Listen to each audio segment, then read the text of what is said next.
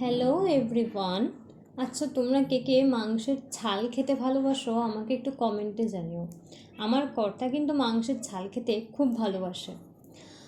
আমার যদিও বা পছন্দ হয় না, কিন্তু রান্নাটা আমি শিখেছিলাম আমার শ্বশুর বাড়িতে।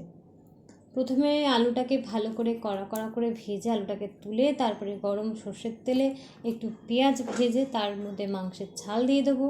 ছালটা দিয়ে কিছুক্ষণ নাড়াচাড়া করার পর পরিমাণ মতো নুন, হলুদ, কাশ্মীরি লঙ্কা গুঁড়ো দিয়ে ভালো করে নেড়ে চেড়ে আবার একটু টমেটো কুচি দিয়ে, আচ্ছা এখানে মশলা হিসেবে আমি ব্যবহার করেছি আদা, রসুন আর কাঁচা লঙ্কা বাটা। এটা যদি একটু ঝাল ঝাল খাও তাহলে ভালোই লাগবে খেতে।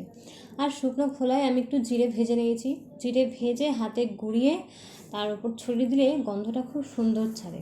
তারপর ভালো করে কষিয়ে নেড়ে চেড়ে গুঁড়ো গরম মশলা ছড়িয়ে ভালো করে নেড়ে চেড়ে ব্যাস রেডি মাংসের ছাল।